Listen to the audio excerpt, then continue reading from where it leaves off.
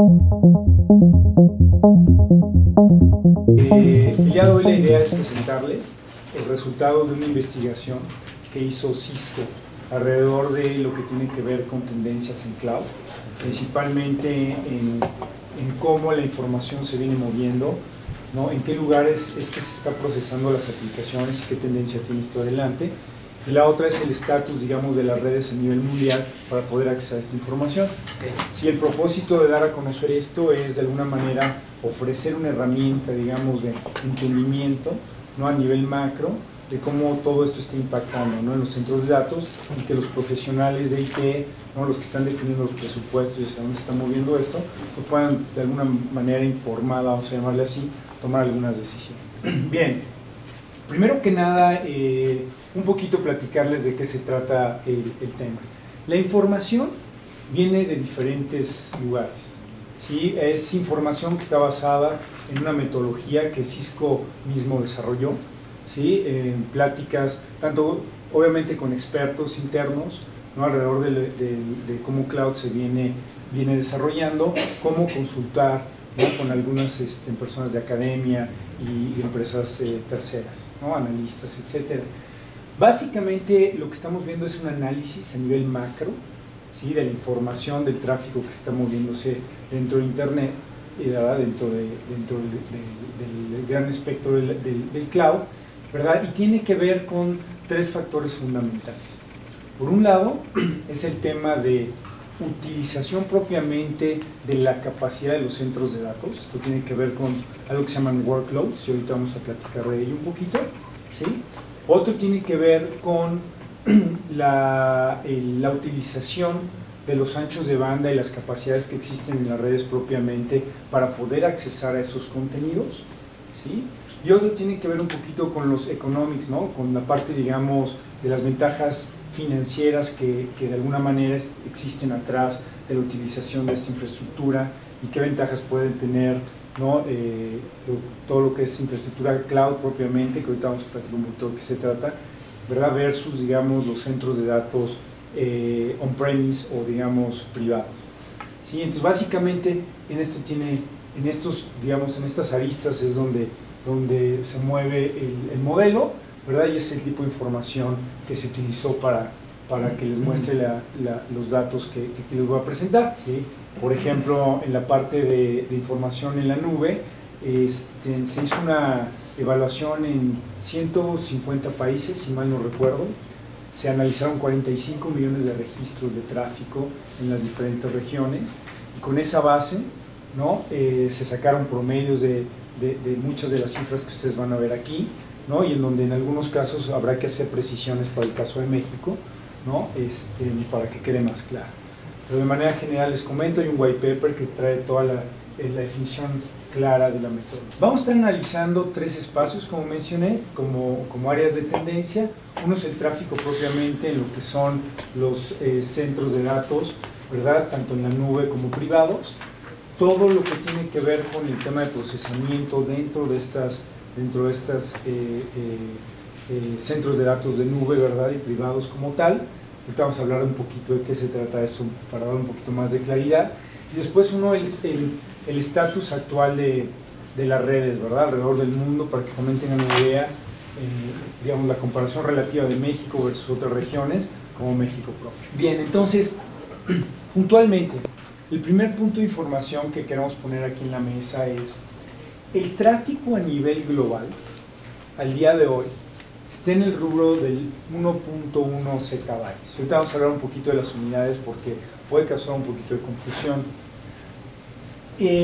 Hacia el 2015, ¿sí? Vemos un crecimiento compuesto del 33%, y lo que estamos viendo es que en el 2015 va a haber un tráfico completo, digamos, en la nube de alrededor de 4.8 zettabytes, de acuerdo a lo que estamos viendo el día de hoy, ¿sí?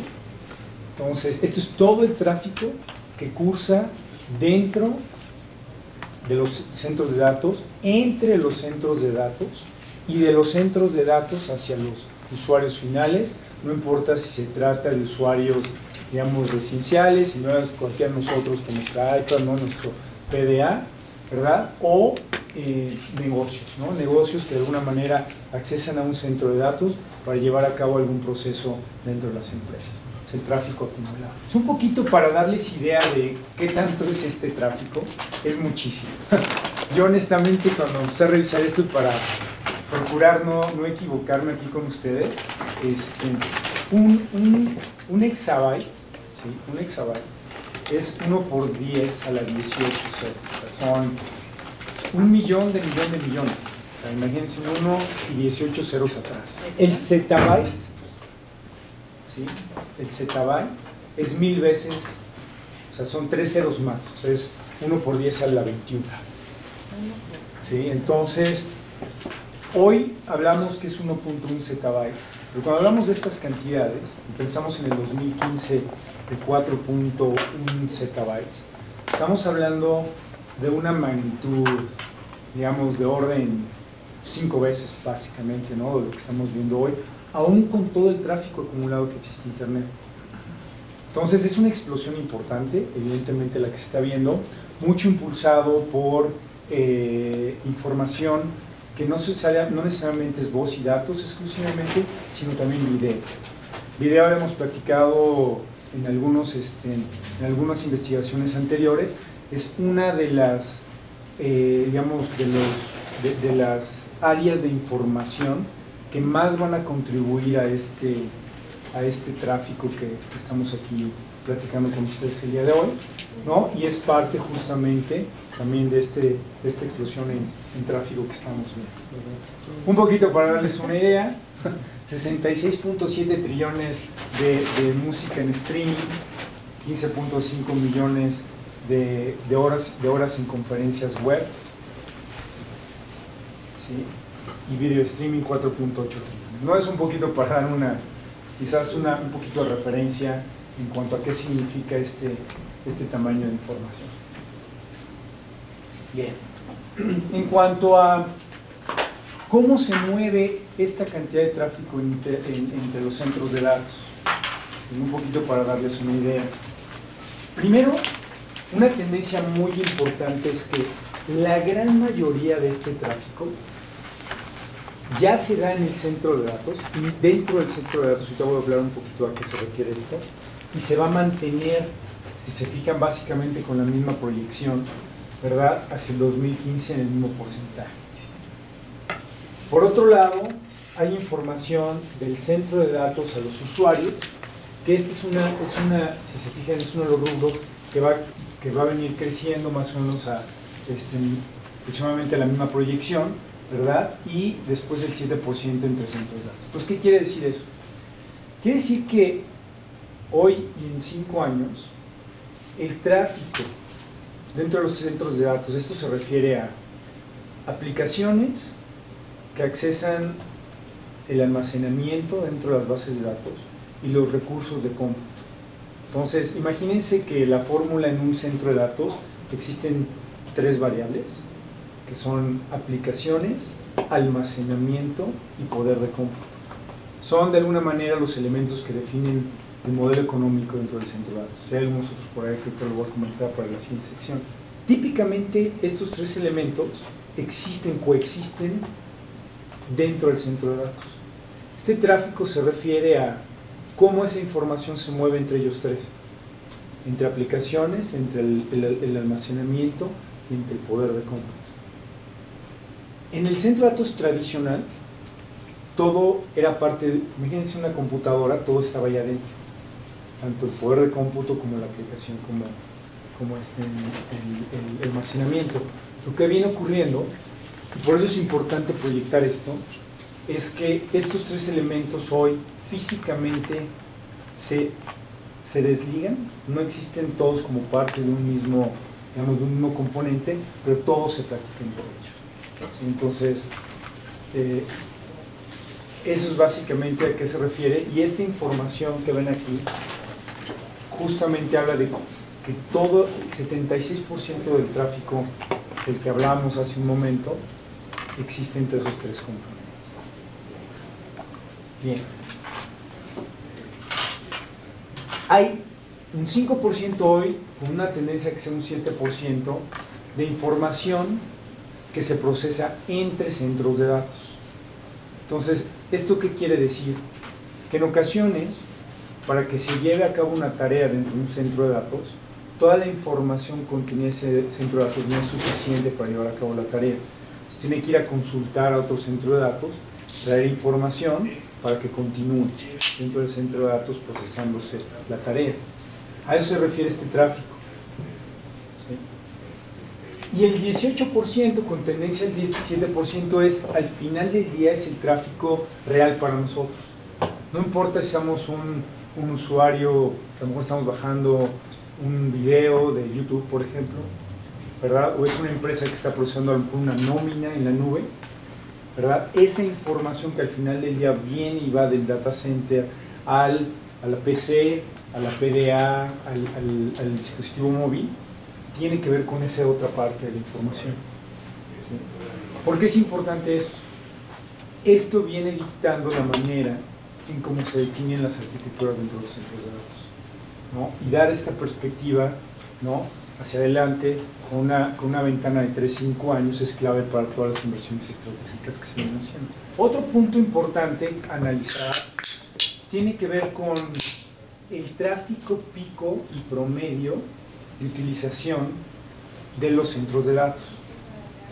¿Sí? O sea, el tráfico de usuarios finales, ¿sí?, tráficos pico y tráficos promedio. Entonces, los tráficos promedio, como se darán cuenta aquí, vienen creciendo a un promedio de 5 veces, ¿verdad? Lo que vemos el día de hoy, en el 2010, ¿no?, versus el tráfico pico, que viene creciendo 6 veces en su utilización, ¿verdad? Mismo tema, relevancia de esto es la manera en cómo se diseñan estos centros de datos. Tiene que empezar a integrar, ¿verdad?, comportamientos que van siendo acelerados en cuanto a demanda de estas aplicaciones y estos fuentes de información dentro de los centros de datos. Entonces, aquí la manera en cómo se va a venir comportando, un cambio interesante del 89 al 11% en proporción un tráfico contra el otro, versus en el 2015 un 66 a un 34%. Entonces, ¿qué es un poquito lo que estamos viendo aquí? ¿Cuál sería el mensaje detrás de esto? Quiere decir que cada vez más, en proporción, hay más aplicaciones, más servicios que las empresas privadas empiezan a correr en la nube, en un modelo de servicio como el que describí hace un momento, por ejemplo, el correo electrónico. ¿Sí? En proporción. Hoy, el 90%, digamos, de los servicios, de las aplicaciones corren en data centers privados, solamente el 10-11% en el cloud. La tendencia es que esto cambie. Ahorita vamos a hablar un poquito de las razones atrás de esto, pero básicamente tiene que ver con un tema de una mejor economía, una mejor utilización de la infraestructura, economías de escala. El tráfico de cloud, exclusivamente, hablaba, en la lámina anterior solamente era la proporción, ¿verdad? Todo el tráfico, ¿cómo crece al 33? ¿Cuál es la proporción entre el centro de datos tradicional versus el de cloud? Eso es exclusivamente ese copetito de arriba. O sea, el 11% exactamente, son 130 exactamente, exabytes. Ese 11% es esta cantidad, digamos, y así es como viene creciendo. Este tráfico crece al 66%. De ahí, evidentemente, se pueden dar cuenta, o sea, creo que algo interesante nos parece, y es por ahí una de las razones por las que estamos empujando este estudio de investigación, es entender, ¿no?, por qué cloud de pronto se vuelve como un tema, ¿no?, que todo el mundo hablamos, ¿no?, los proveedores de tecnología, proveedores de servicio, de aplicaciones, ¿no?, por qué es tan relevante. Pues esa proyección de tráfico creo que contesta mucho del por qué estamos, ¿no?, y muchos trabajando en eso. Lo que acabo de mencionar un poquito es la primera parte de la investigación, que tiene que ver con cómo ha venido evolucionando la explosión de tráfico propiamente, ¿verdad?, en cloud, ¿verdad?, y las proporciones que existen y las tendencias. de cloud, tanto en centros de datos tradicionales como en el tráfico, en lo que son centros de datos que se les denomina cloud. Ahora, un tema importante es cómo se procesa la información dentro de los centros de datos. A eso le llamamos workload. Entonces, workload tiene que ver con qué tanto, ¿sí?, qué tanto proceso de cómputo se requiere para que una aplicación funcione. O dicho en otras palabras, ¿sí?, cada aplicación requiere un cierto procesamiento, ¿no?, de cómputo. A eso se refiere el workload. ¿Qué tanto de ese procesamiento requiere cada aplicación para hacerlo? Les había mencionado, es una metodología nueva que Cisco introduce. Y esto es importante porque se han escuchado por ahí, si no ahorita platicamos con un poquito más de detalle, uno de los componentes claves por lo cual esta transición al cloud se está dando es por el tema de virtualización de infraestructura dentro del data center. Entonces, lo que ocurría tradicionalmente es que cada servidor que existía, ¿sí?, procesaba una aplicación. Había una ley física, déjenme llamarla así, que ligaba un procesador con una aplicación. Hoy, con el mundo de la virtualización, un solo servidor puede procesar múltiples aplicaciones o múltiples workloads. ¿Sí? Si eso ocurre así, quiere decir que hay un tema de economía de escala. ¿Sí? Y eso es de lo que trata este segmento. El descubrimiento, digamos, que arroja en la investigación más importante tiene que ver en qué tantos de esos workloads, ¿no?, el día de hoy se procesan en los centros de datos tradicionales versus en el cloud. Entonces, hoy aproximadamente el 80% de workloads se procesan en centros de datos tradicionales y el 20% en la nube. ¿Sí? Otra vez, workload, piénsenlo como esos pedacitos de servidor que procesan todas las aplicaciones que corren en los centros de datos, ¿no? Es una unidad de medición que se creó. La tendencia, ¿sí?,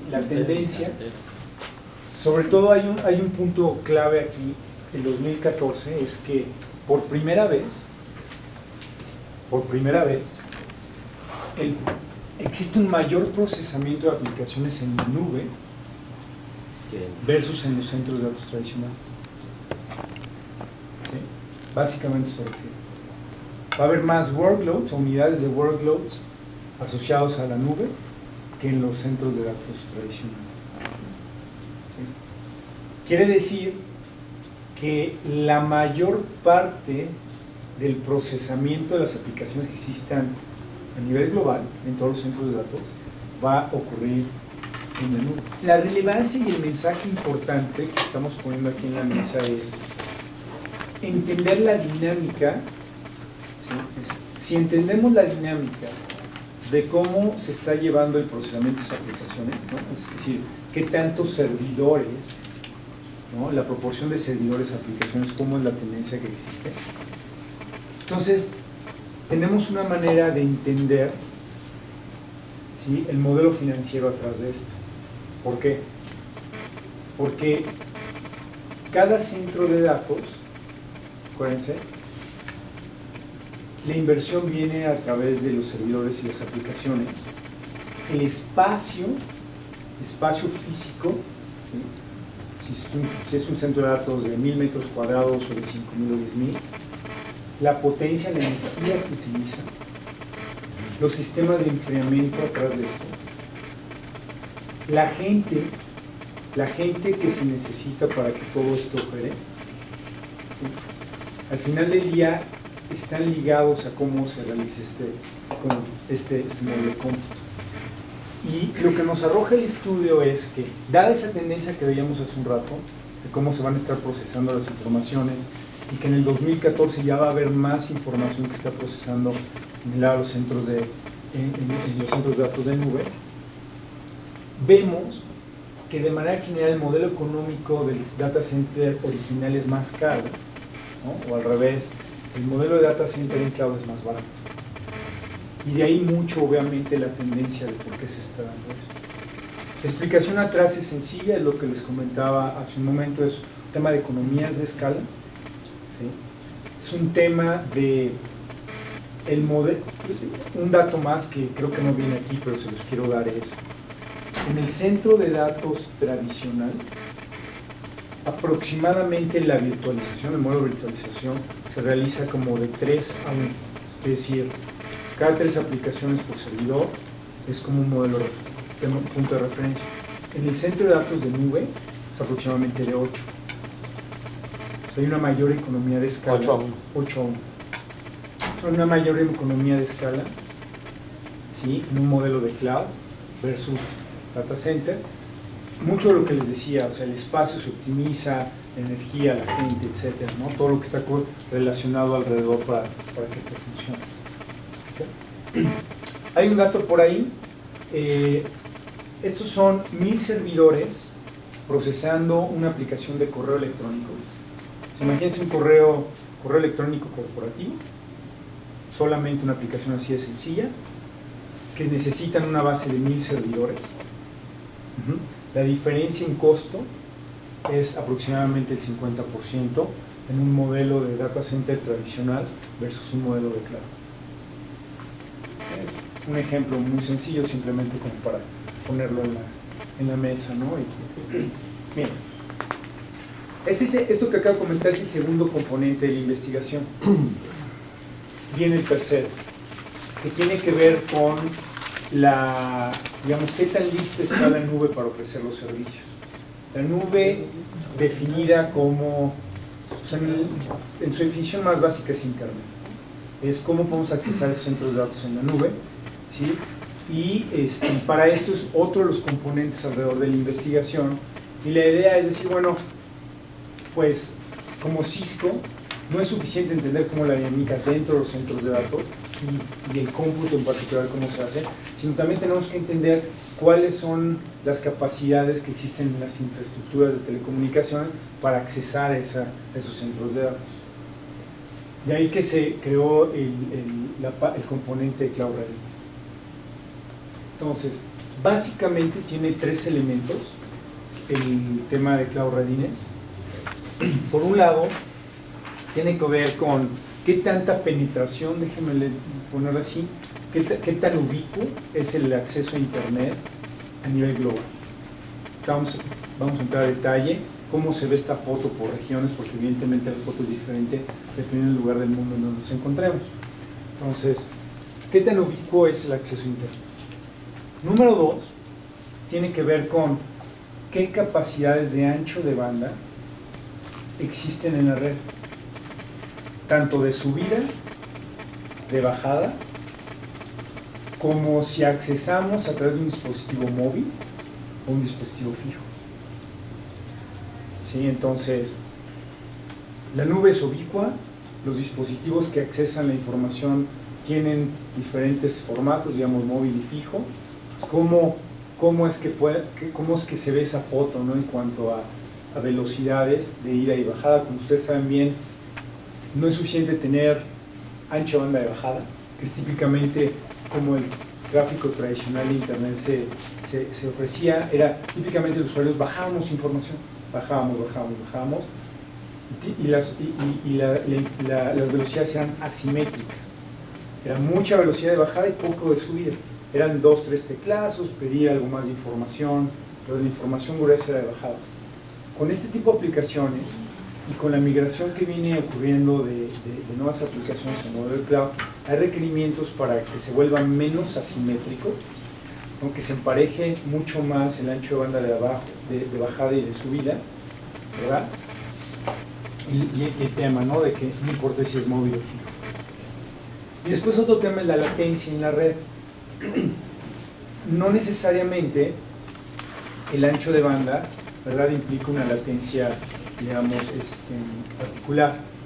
Entonces, el cómo la latencia se refleja, que la latencia tiene que ver con qué tan rápido se mueve la información, ¿sí? La diferencia es qué tanto volumen es, qué tan rápido viene y baja.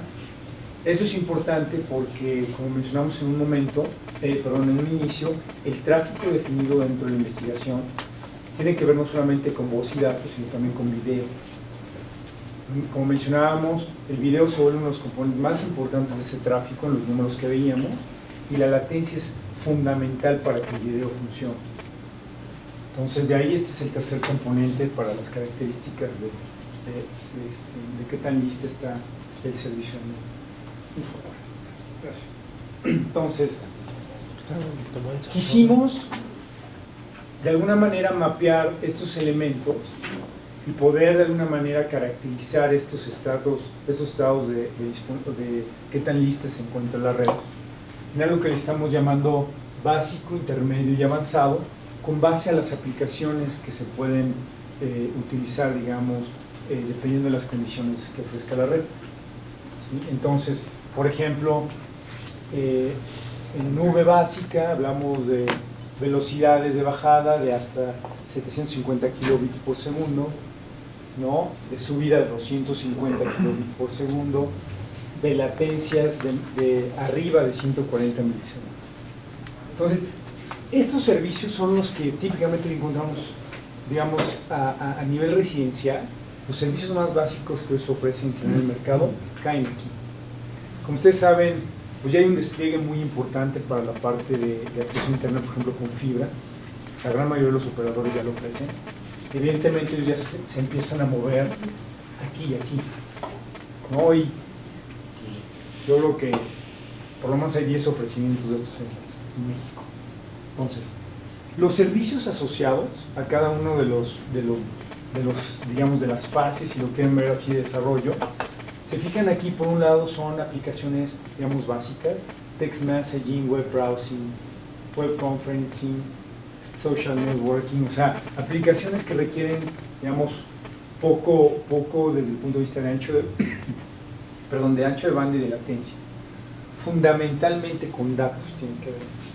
Conforme nos movemos, empezamos a ver que empieza a haber más conferencia, más video, como parte integrada, digamos, de estas aplicaciones, y video de alta definición en un siguiente paso. Y evidentemente características de red diferentes.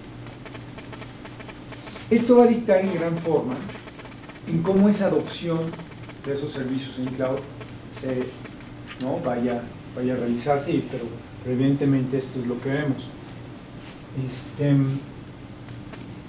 Un punto aquí, por ejemplo, en un modelo intermedio ya vemos aplicaciones netamente corporativas, o sea, aplicaciones de misión crítica para las empresas, ¿verdad?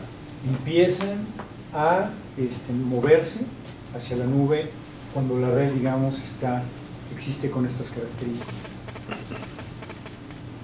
Y algunos avanzados, ¿no? Ya en el estatus avanzado.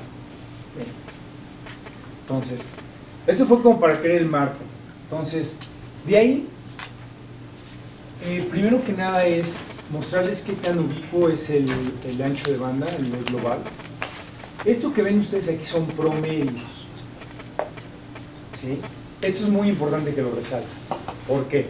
Les voy a poner un ejemplo muy claro.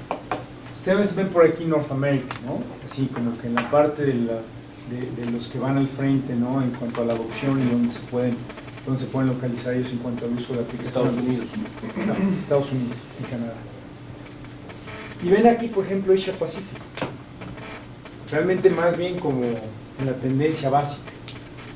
Pero pensamos en casos como Japón, como Corea del Sur, que sabemos que son casos donde el ancho de banda está disponible y las redes móviles de grandes anchos de banda están disponibles desde hace mucho tiempo. Son casos de estudio.